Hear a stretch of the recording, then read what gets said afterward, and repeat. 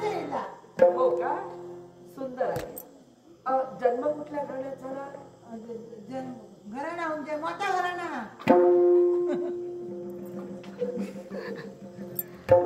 कुठलं घराणं? दिवस घराणं.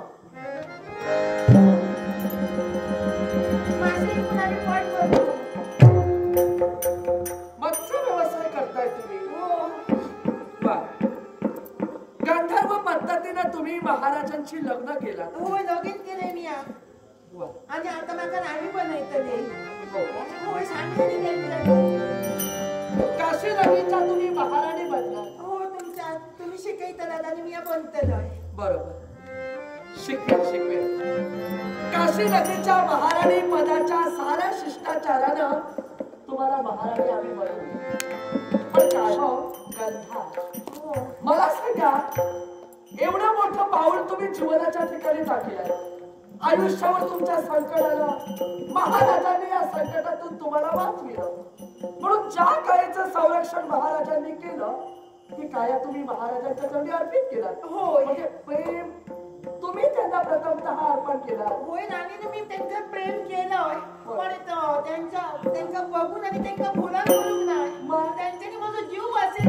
मी त्यांचे पराक्रम बघून माझं प्रेम त्यांना दिलं. प्रेम तुम्ही पराक्रम पाहून दिला. हो, पण गंधे काय? अगं, प्रेम देण्यापूर्वी आणि लग्न करण्यापूर्वी गांधर्व पद्धतीने तू लग्न केलं. मग ते लग्न करण्यापूर्वी तुला एवढं कळत नव्हतं अगं तुझी लायकी काय आणि त्यांची योग्यता काय तुला कळत नव्हतं. पण राणीनं प्रेम ह्या आग्रह असता. माझा जीव त्यांच्यावर बसलो. ह्यात आमच्या ह्याचं घराण्याचं काय पडत नाही. माका ते आवडले म्हणून मी माझं प्रेम त्यांना दिलं. तुला तुझ्या घराण्याचं काही नाही का, पण महाराजांच्या इज्जतीचं काहीतरी ठेवायला हवं होतं. पण अगं, ज्याने तुझा जीव वाचविला, ज्याने तुझं संरक्षण केलं, त्याची योग्यता काय, त्याची पात्रता काय, त्याची विद्वत्ता काय हे पहिल्या व्यतिरिक्त प्रेम त्याच्याजवळ अर्पण करताना तुला लाज वाटली नाही? राणीनं ह्यात लाज वाटायचं काय होतं? मला सांग दुसरी गोष्ट, तुला ठाऊक होतं ना त्यांचं प्रथम लग्न झालं ते? होय, त्यांच्याने मला सांगलेलं. मग त्यांचं प्रथम लग्न झालं हे ज्यावेळी राजकर्त्यांनी तुला कथन केलं हे ऐकून सुद्धा तू प्रेमाची यात्रा का केली? राणीनं मी प्रेम केलीस ते केलीस. ज्यावेळी हे कळलं मागं करायला फिरलीस. राणीनं मी सगळं तुमका सांगतोय. माका माहिती होतं त्यांचं लगीन झालेलं असता. तरी सुद्धा त्या आमच्या दोघांशिवाय काही कोणच नाही होता. माका भय वाटायला लागलो आणि पुढे काय करू त्यांना समजेना माका. पुन्हा माझ्या मनात दिला तर मी बोलत मोकळा झालोय. काय का तिथं पुढे नव्हते तर तुला काही सुचलं नाही म्हणून प्रेम अर्पण केलं. प्रेम करताना तुला कळत होतं ना, एवढ्या साऱ्या गोष्टीची कल्पना तुला त्यावेळी येत नव्हती तिथं. पण राणीनं आता तर तुम्ही माझ्याकडे बरे वागा होताय, पण आताच तुम्ही असे मागं किती रागावताय. याच्यापूर्वी मी तुझ्याशी शांततेने बोलले तर महाराज समोर होते. महाराजांसमोर मला हे सारं घडवायचं नव्हतं, पुढे सारं नाट्य मला करावं लागलं. राणीने मी तुमच्या पाया हे पडलो. लक्षात ठेव, माझा ऐका मग. माझ्या पाया पडण्याची गरज नाही. पण आता झाला तर झाला. या काशी नगरीची महाराणी सम्राज्ञी मी आहे, पट्टराणी मी आहे. कोण मी? या राज्याची महाराणी सौदामिनी म्हणताय मला. माझ्या व्यतिरिक्त या राज्यात महाराजांची पत्नी म्हणून दुसरी कोणी स्त्री होऊ शकत नाही. पण राणीनं तर झाला तर झाला. अहो, आमचं लगीन आता झाला. आता तुमचं मागं मान्य करूच लागतं ना. करू शकत नाही तुला. अहो, पण हे गोष्ट लक्षात ठेव. पण मी लगीन केले त्याचं काय मग याच्यावर मी तुला उपाय देते. सगळे लोक मागं हसतले ना. मी तुला उपाय देते, मी तुला उपाय सुचवते या गोष्टीवर. महाराजांवर प्रेम अर्पित करून, महाराजांशी गांधर्व पद्धतीने लग्न करून काशी नगरीत जशी आलीस ना तशी प्रेमाचा धिक्कार कर, लग्न बोल आणि काशीतून बाहेर जा. हे मग सांगून ठेवते. अहो, काय बोलताय तुम्ही? जिथं तुझी जागा होती स्वतःच्या जागेवर जा. स्वतःची जागा सोडून माझ्या जागेवर येण्याचा प्रयत्न कदापि करू नका. राणीनं आता जर मी त्यांना सोडून गेले तर सगळे लोक मागं हसतले. मला त्याच्याशी देणं घेणं नाही. अहो, पण माझी बाळमासाठी जा. पत्नी असताना महाराजांजवळ दुसऱ्या संबंधाला लग्न करताना त्यावेळी तुला काही वाटलं नव्हतं, त्यावेळी तुला जग दिसलं नव्हतं, त्यावेळी तुला जनता दिसली नव्हती. आता तुला जनता दिसते. अहो, पण आता झालं तर विसरत जाय.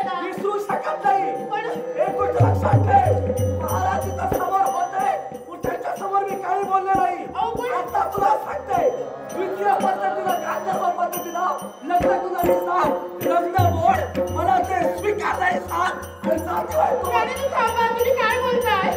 अहो तुमच्यासारख्या मी आज एक बालमाणूस असेल ना, जसं तुमचं मन असतं तसं माझं पण मन असा. माझं सांगा, जर मी असं नेमकं साडून गेले तर माझं काय जातं ना?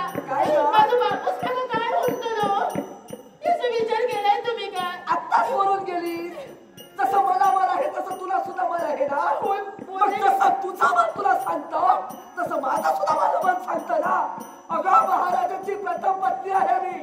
मग मी जिवंत असताना माझ्या जिवंतपणी महाराजांच्या आयुष्यात दुसरी जर का स्त्री त्याची पत्नी म्हणून असेल तर ते मी खपून घेऊ. पण राणी तू मागचा नशिबात होता ना घडला.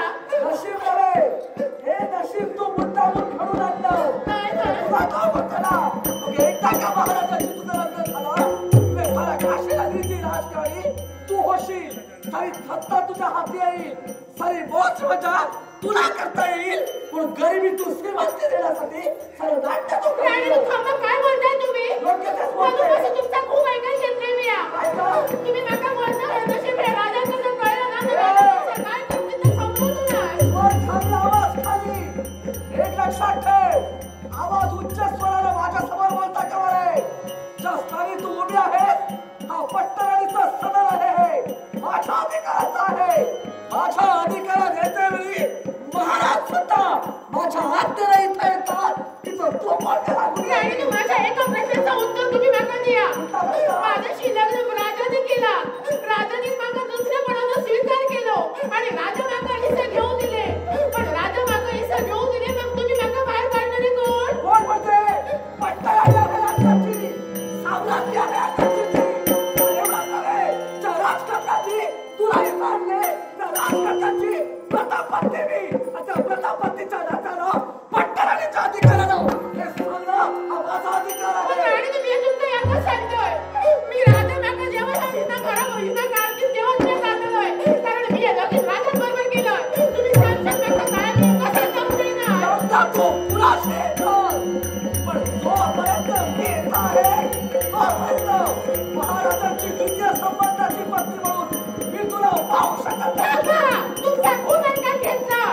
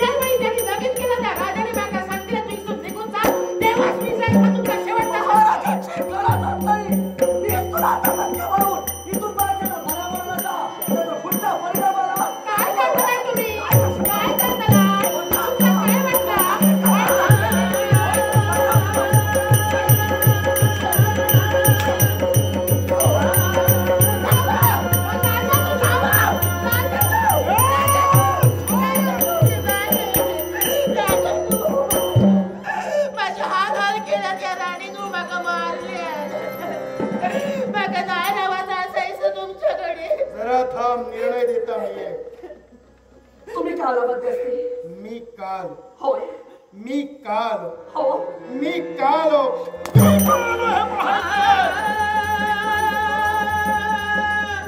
काय चाललंय तुम्ही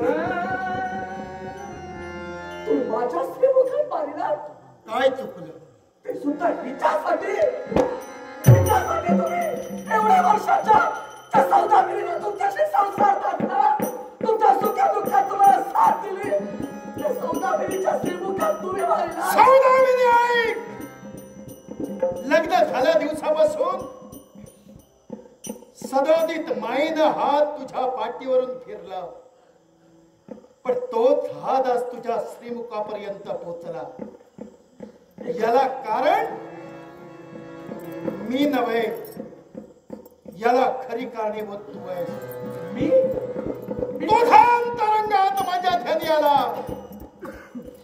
अनेक वेळा हट्ट धरलास दुसरं लग्न करावं नकार दिला जनतेच्या सुखासाठी हा निर्णय तू घेतला जनतेचा नव्हे तुझा अंतरंग आला ना माझ्या ध्यानी जनता कुठे तुझ्याकडे दोष देते ती जनता दोष देऊ नये म्हणून स्वतःच्या नवऱ्याला बाह्य रूपानं फक्त सांगत होतीस लग्न कर पण लग्न करून आज इथं आल्यावर माझ्या एका प्रश्नाचं उत्तर दे कुठला तुमचा प्रश्न या साम्राज्याची पट्टराणी कोण मी आहे लग्न झाल्यावर बराच कालावधी लोटला होय संसार म्हणजे काय याचा अनुभव पूर्ण तुला आहे माणूस की काय याचाही तुला अनुभव आहे म्हणजे तू एक अनुभवी स्त्री तू एक श्रेष्ठ स्त्री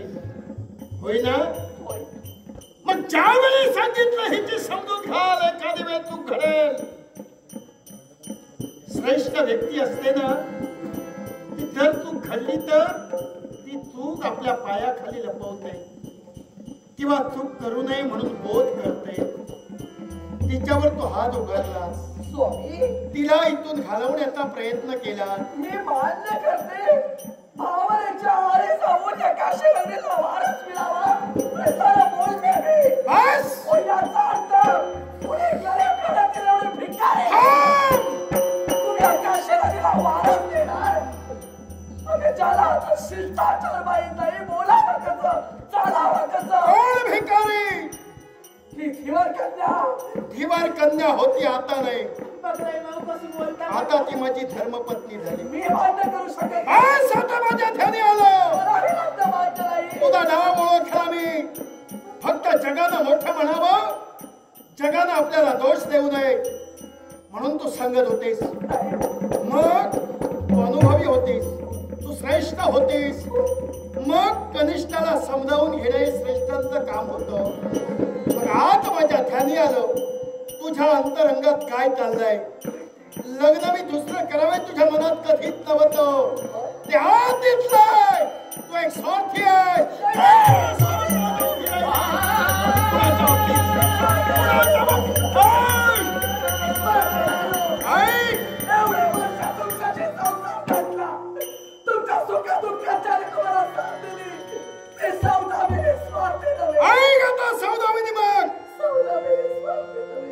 हिचा जन्म कोण कोणा झाला त्यापेक्षा ती आता माझी पत्नी झाली मग आता मी निर्णय घेतलाय आणि आता तुझा मला अंतरंग खरा पाहायचाय तू म्हणालीस ती भिकारडी आहे तू म्हणालीस ती एक धीवर कन्या गांधर्व पद्धतीनं म्हणजे अधिकारानंच लग्न झालं ती माझी धर्मपत्नी झाली मग आता ऐक माझा अंतिम निर्णय कुठला निर्णय ती माझी आहे माझीच राहणार आणि अधिकारानं राहणार आणि तो अधिकार कोणताय नाही तुला त्यागत पण या क्षणापासून या काशीची पट्टराणी तू नसून या क्षणापासून पट्टराणी ही आहे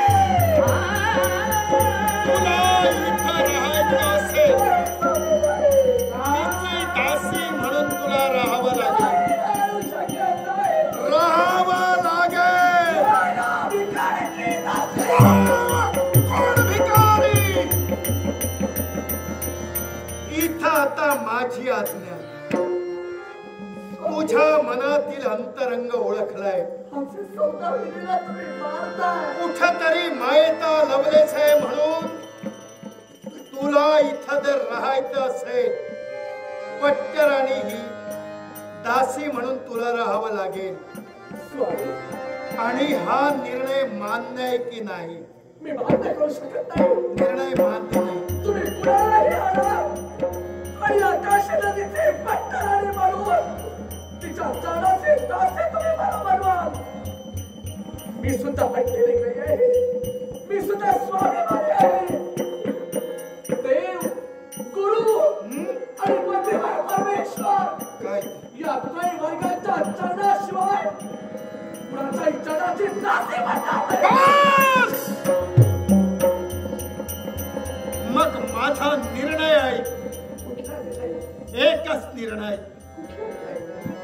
आदिला इथं आणलं पहिलं हे भांडण सुरू झालं भविष्यात काय चित्र आहे ते दिसलंय आणि असं जर चित्र घडत राहिलं अखिल काशीची विल्हेवाटही लावू शकते तो प्रसंग घडू नये तुला जर दासी म्हणून राहायचं नसेल तर जा तुझा माझा संबंध तुटला या काशीत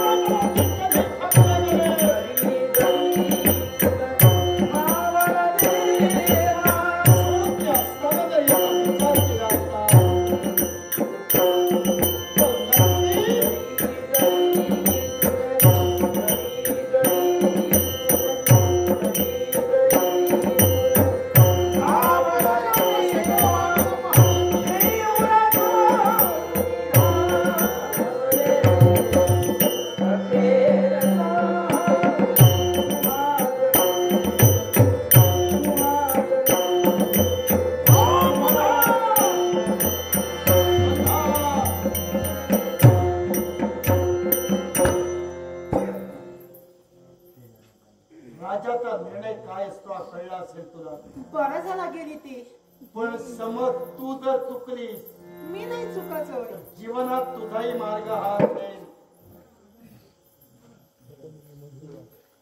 नक्कीच हो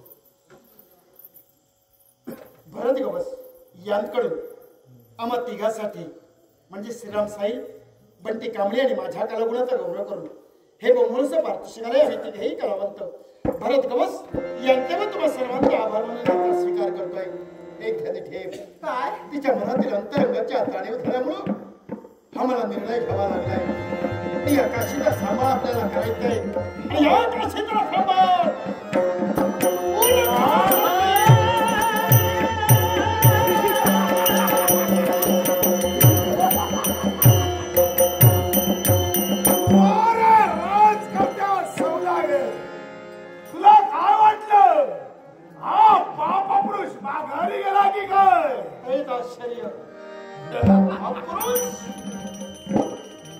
काशीच्या राष्ट्रविश्वर मार्ग रोखला. भक्ती तेच काय त्या भक्तीच्या बळावर काशी समाधी निर्माण झालं. आणि त्याच वेळी तुम्हाला आव्हानही केलं, तुम्ही माझ्या काशीत कसे प्रवेश करता आहात. कारण जिथं पुण्य आहे जिथं भक्ती आहे तिथं आपल्याला प्रवेश नाही असं असताना गैरसमज तुझा. इथं तुम्ही कसे आलात. काशीच्या ठाई या पापपुरुषानं केव्हाच प्रवेश केलाय. हे सारं कला नाट्य निर्माण केलंय. तुझ्या चुकी संसाराची राख गेली ती या पापपुरुषानं केलेली. हे सर्व ठरलं नाट्य अखेर घडविण्याचं कार्य आपल्या कर्मी घडलंय. निश्चित आहे पुण्य तिथं प्रवेश नाही.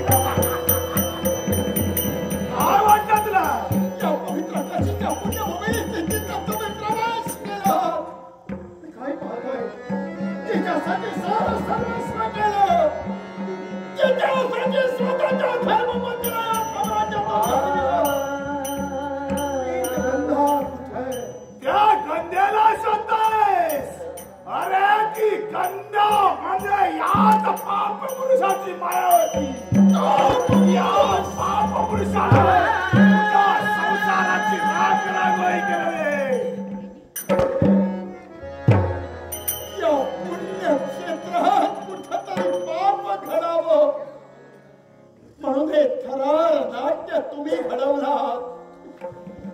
आणि जिथं स्वतःच्या धर्मपत्नीला या साम्राज्यातून घालून द्यावा लागला त्यावेळेचं वास्तव्य पाहून या काशीची लक्ष्मी या घरातून बाहेर गेली. ही संधी साधून या पुण्याच्या घराईदा तू सम्रास घरच्या लक्ष्मीला जिथं तू लाथाळलं आणि तिला तुझ्यातून पाप घडलं. आणि या काशीच्या ठाई पहा जिथं जिथं तू पाहतोय तिथं पहा जिकडे तिकडे पापाचा आढळ होत आहे. तुमच्या नाचण करून या पुण्यभूमीला आता पापाचरण घडू लागलं. पापाचरण कोणापेक्षा जर तुम्हाला स्वतःची थोडं वाहुला पूर्ण करायचं नाही. तुला काय वाटतंय तू मला मानतेस. तुला साधा साधी माना की काय. नाही तुला मी माना साधा साधी मरण तुला मी नाही देणार. यावेळी या काशीच्या ठाई तुझ्याच राजकारागृहाच्या ठाई तुला मी बंदिवान म्हणून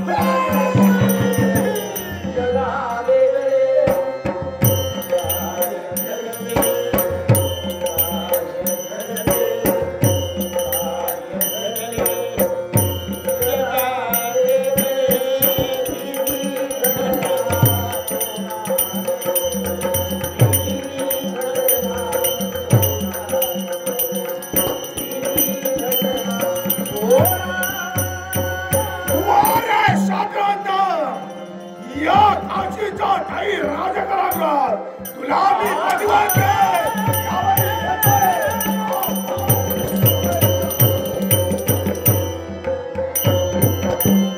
झूठी माया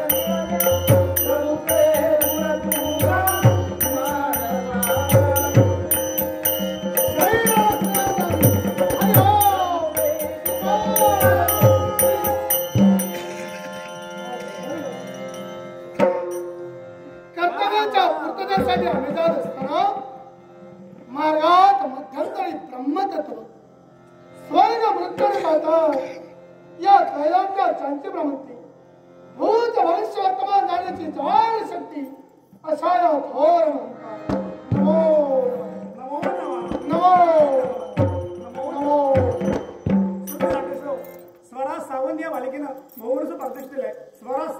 मी तुमचे आभार मानून गणाला वंदन करून बक्षिसाचा स्वीकार करतो.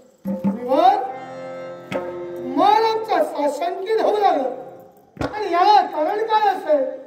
या समस्त पृथ्वीच्या पटांगणावर देव नाव आणि देवतत्व अबाध ठेवण्याचा प्रयत्न आम्ही केला आणि तेच कर्तव्य पूर्ण करत असताना मार्गात मध्यंतरी आपण आला. नवनाथ रूपानं तुम्ही प्रकट झाला आणि या पृथ्वीच्या पटांगणावर सज्जनांचा उद्धार व्हावा आणि दुष्ट प्रवृत्तीचा हरण व्हावं एवढंच नव्हे तर भक्ती मार्गाचा प्रसार मुमुक्षजनांचा उद्धार करण्यासाठी आपली पायपीट चालू आहे. निश्चित पण ते कार्य करत असताना माशिळी तुमची ग्रंथिका आज इथपर्यंत झाली हा सुद्धा महत्वाचं कारण आहे. याच्या मागे सुद्धा कारण आहे. असं कोणतं तुमचं कर्तव्य त्याच कर्तव्याला दुजोरा देण्यासाठी माझी पावलं तुमच्यापर्यंत वळली गेली. म्हणजे आमच्या कर्तव्याला दुजोरा देण्यासाठी बरोबर बोलण्याचा अर्थ नाही आमच्या. या कलियुगात सारे देव महासती वृंदेच्या शापामुळे दगडाचे झाले. मूर्त स्वरूपाला वावरण्याचा अधिकार एकाही देवतेला नाही. काही देवतेला नाही. कोणती देवता ते माझ्या भक्तांना दर्शन देऊ शकत नाही. म्हणूनच तुमची नियुक्ती या कलियुगात करण्यात आली. कारण माणसाचा उद्धार हा माणसाच्या हाती आहे. निश्चित त्याला मार्गदर्शन करणं आवश्यक आहे आणि तेच कार्य तुम्ही करता. पण ते कार्य करत असताना आज जे घडलंय त्याची वार्ता तुमच्यापर्यंत कथन करावी म्हणून माझी पावलं तुमच्यापर्यंत. म्हणजे जे या विश्वाच्या ठाई घडू नये असा विपरीत प्रसंग नाथ तत्व अस्तित्वात असताना सुद्धा घडला. नेमका कोणता प्रसंग? प्रत्येकाला मर्यादा ठेवलेली त्या मर्यादेचं उल्लंघन जर का केलं असेल तर त्याचं अतिक्रमण होणार आहे. निश्चित म्हणूनच तेच मर्यादेचं उल्लंघन पाप पुरुषानं केलेलं आहे. काय म्हणाला? त्या पाप पुरुषानं केलं ते काय केलं ते काय तर काशीच्या पुण्यक्षेत्रात जिकडे तिकडे हैलास मारलेला आहे.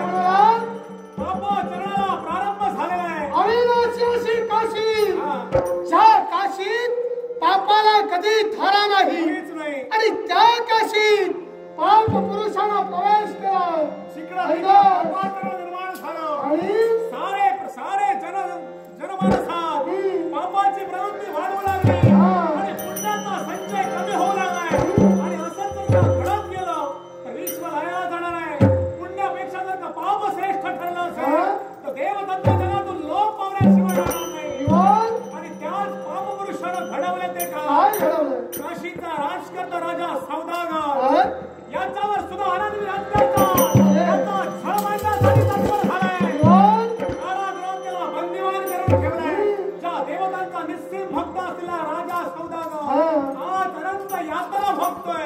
अर्थात कुठेतरी त्याला आळा घातला पाहिजे आणि म्हणूनच देवतांचं कार्य ज्याने हातीतून घेतलं तुमच्यापर्यंत तुमचं सहकार्य घेण्यासाठी माझी पावलं वळले. ज्या पाप पुरुषानं काशीत प्रवेश केला तिथंच तो चुकलेला आहे. पण त्याच पाप पुरुषानं सद्भक्तांचा जर छळ मांडला असेल तर देव नाव देव तत्व आणि या नाथ तत्वाला कलंक आहे. आणि हा कलंक हा प्रचित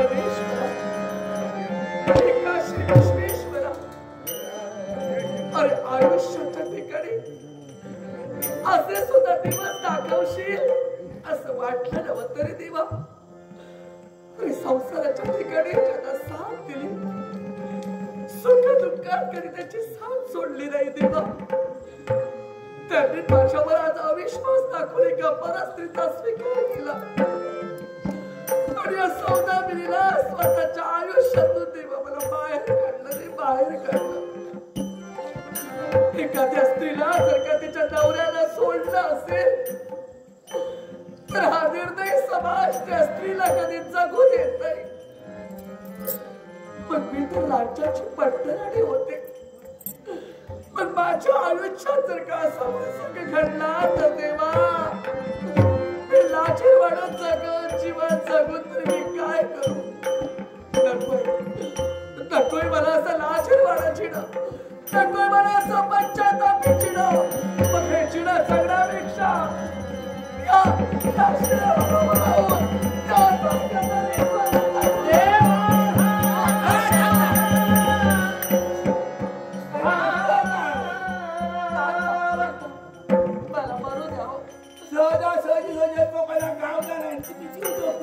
काय उपयोग आहे जन्माचा ज्या जन्माला काही अर्थ नाही ज्या जन्माला काही किंमत नाही तो जन्म तर याच्या पुढे जगून मी काय करू तुका माझ्या आयुष्यात येत नव्हतं काय नव्हतं जीव सपत उपयोग नाही तुका पण तू आल्या नाही आल्या मी देते काय काही करून माझ्या देवा शपथ सांगतो आज नाही उद्या दिवस मला ते कसे बदलते सांगा मला उपयोग नाही माझे 3-3 महिने गेले तरी सुद्धा गेलो मला उपयोग देवा शपथ देवासारखे धावू लागला वाटलं माझा पार्वती परमेश्वर तुमच्या रूपात काय अशा माझ्या अंगाला तरी घाल सगळा माझा दिवस झाले नाही स्वप्न आता काय करशील ना कर माका जो करून घातलं तरी हरकत नाही कशावर हरकत नाही थांबायचं नाही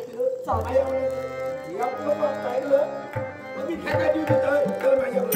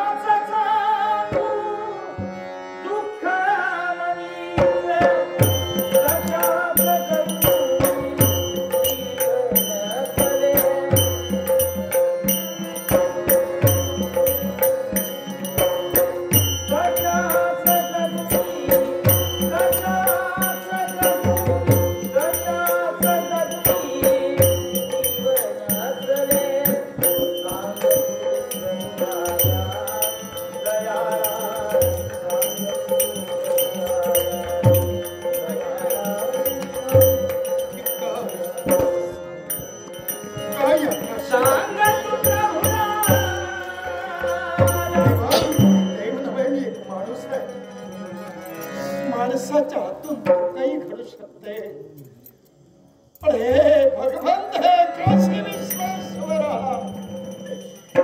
या विनाशी काशीच्या आतपर्यंत तू संभाळ केला मग सांग या काशीचा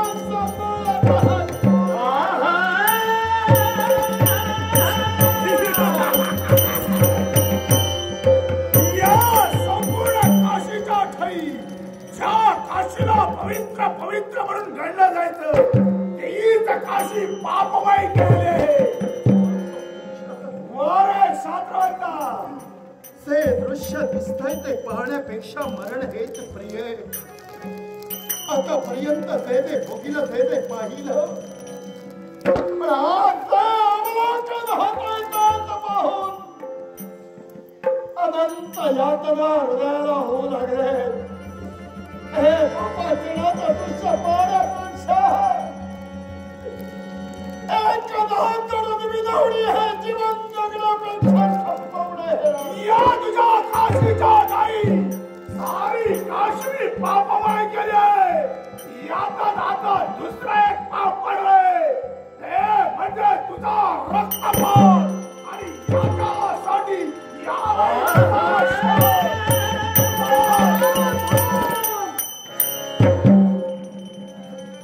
या कारागृहाच्या चिंता करू नको ठिकाणी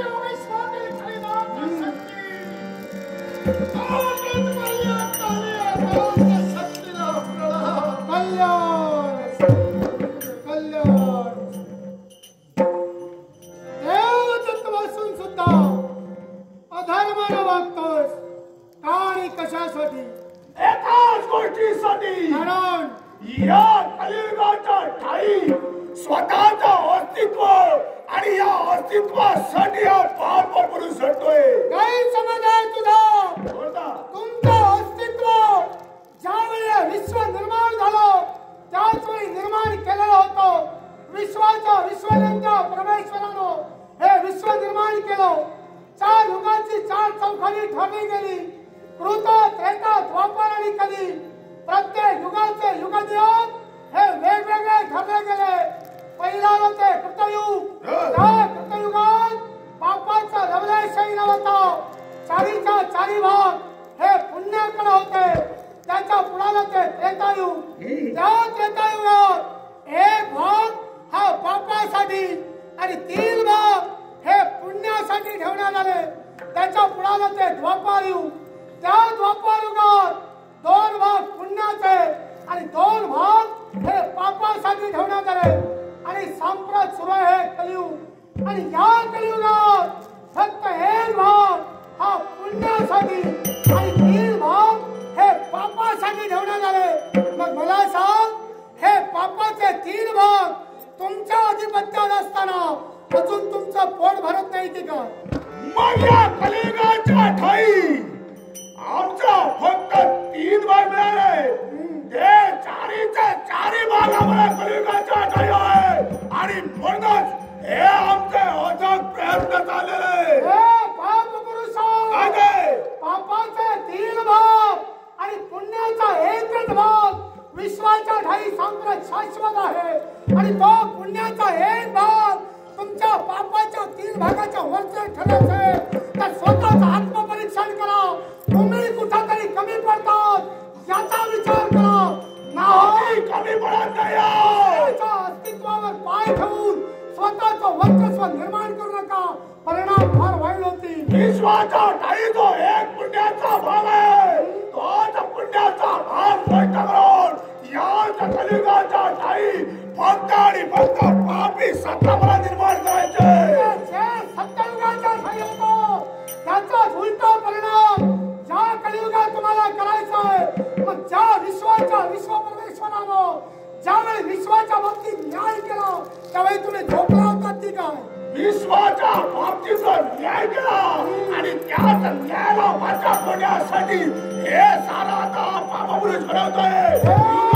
मोठेपणा माझ्याजवळ तुम्ही सांगू नका. विश्वाच्या ठाई ज्या प्रमाणात पुण्याला महत्व आहे त्या प्रमाणात पापाला महत्व आहे. कारण पापाचं महत्व केव्हा? ज्यावेळी पुण्य विश्वास असेल तेव्हा. आणि पुण्याचं महत्व केव्हा आहे? ज्यावेळी पाप अस्तित्वात असेल तेव्हा. होय ना?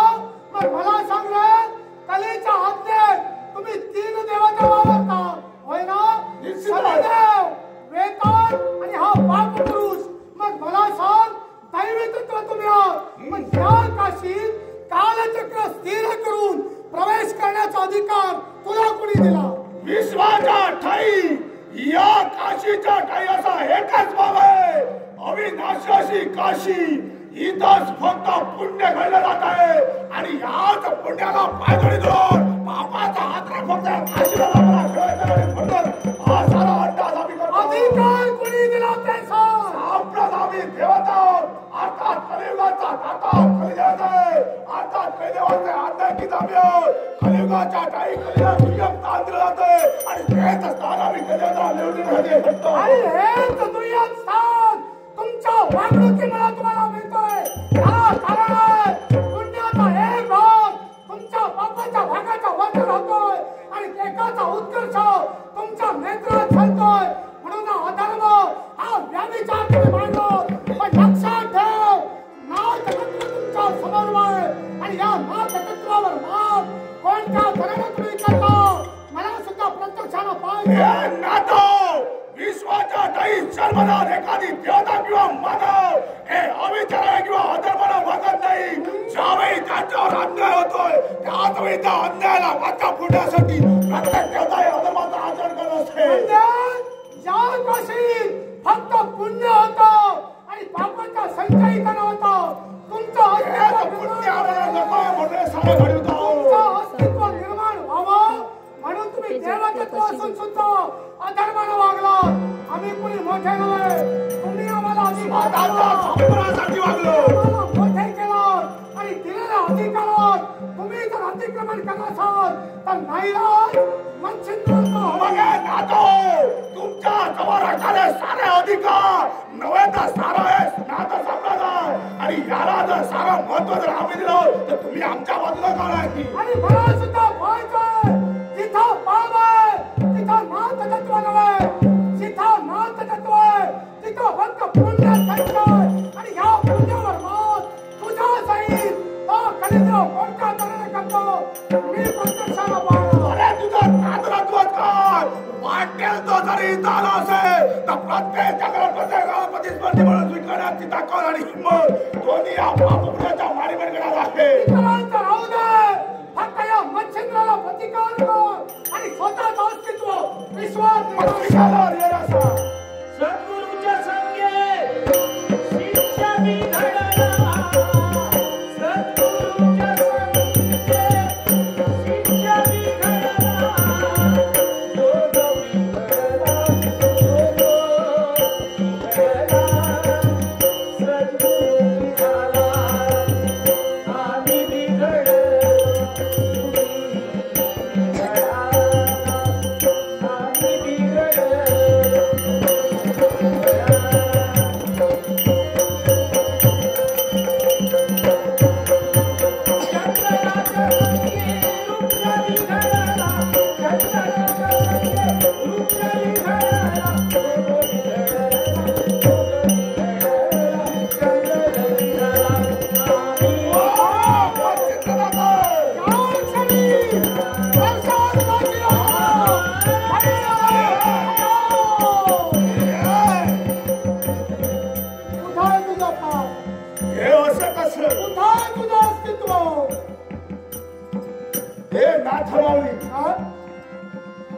चुकून चुकलो. आता तू बराच चुकलास. नाही नाही चुकलो. हे सारं याच्यामुळे होत आहे. यानं सारं सांगितलं मी केलं. तुला मी सांगितलं होतं. अरे काय सांगितलं होतं? अरे जो कोणी सांगतो त्याचं ऐकायचं असतं. आजकाल झालंय काय, ज्याचं जरा भलं तो म्हणतो आपलंच खरं. मी तुला प्रथमच सूचना दिली होती, काशी क्षेत्राच्या पुण्यमय भूमी प्रवेश करण्याचा प्रयत्न करत तुझं अस्तित्व तुला विसरावं लागेल. पण तू मला हे सांगितलं नव्हतं हा इथे येईल म्हणून. त्याला मीच बोलवून आणलं. झालं तुझं वाद. आता कायमचा तुला इथं राहावं लागणार आहे, कारण तुझी इथून आता मुक्तता नाही. नको. काय झालं? चुकून चुकलो. चुकून चुकलो. माझी चूक झाली. असं होणारच नाही. तू धर्मानं वागलास म्हणून मच्छिंद्र धर्मानं वागणार नाही. कारण देव नाव देव तत्व या विश्वांच्या ठाई अबाध मला ठेवायचं आहे. देवताना तसा शब्द मी दिलाय, पण तुझं अस्तित्व सुद्धा या विश्वाच्या ठाई गरजेचं आहे. तरच या विश्वात पुण्याची महती प्रत्येकाला कळणार आहे. पण प्रत्येक गोष्टीला नियम आणि अटी या ठरलेल्या आहे आणि त्या नियम आणि अटींचं उल्लंघन जो कोणी करेल त्याच्या जीवनात तुम्ही प्रवेश करू शकता. सारं मला मान्य आहे. वेदना होत आहे. जिथं भक्ती ज्ञान आणि वैराग्य आहे तिथं तुझ्या सहित इतर शक्तींना थारा नाही, जाणवत नाही. मान्य परिस्थिती याच्यापेक्षा बिकट होईल एवढं लक्षात ठेव. आता सारं मान्यच करावं लागेल. होय ना? ऐक, प्रत्येक मरत मानवानं सांज वेळेला स्वतःच्या गृहात जर का क्लेश केला असेल तर त्या गृहात तुझ्या सहित साऱ्या शक्ती प्रवेश करू शकतात. पण जिथं भक्ती ज्ञान वैराग्य आणि किमान दिवसातून एक वेळा परमेश्वराचं नामस्मरण होतं तिथं तुम्हाला थारा नाही. बोल. हे बोललं पाहिजे. तुम्ही जे बोलाल जे सांगाल ते सारं मला मान्य. सारं मान्य. मग ठीक, विश्वाच्या हितासाठी आणि महत्वाची आहे. दोघांची ह्या क्षणी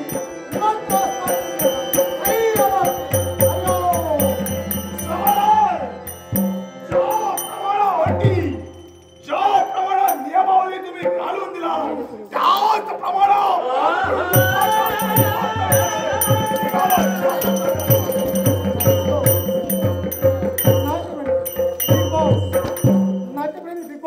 त्यांनी कलेचा बहुमान करून लाखोचं बसलं नाट्य बिग बॉसचा आभार म्हणून पारितोषिकाचा आनंदाने स्वीकार. या पुण्यक्षेत्राचा तुम्ही सांभाळ केला माझा सोन्यासारखा संसार चिंता करू नका. स्वामी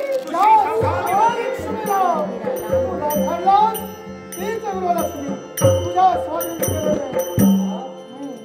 एक ध्यानी आहे कारण एक कलियुग आहे आणि या कलियुगात तुम्ही नाथ अवतीर्ण झाला कारण कलियुगात कोणी म्हटलं जिथं भक्ती आहे तिथे या कलियुगात जगात कुणालाच भीती नाहीये आणि म्हणूनच जन या कलियुगात भक्ती केली पण तो कुणीही देव असू दे तुम्ही म्हणालात त्याप्रमाणे दिवसातून एक वेळा तरी देवाचं नामस्मरण केलं तर माणसाला तरुण जाण्याचा एकच मार्ग म्हणजे तो भक्ती मार्ग आहे आमचा सोन्याचा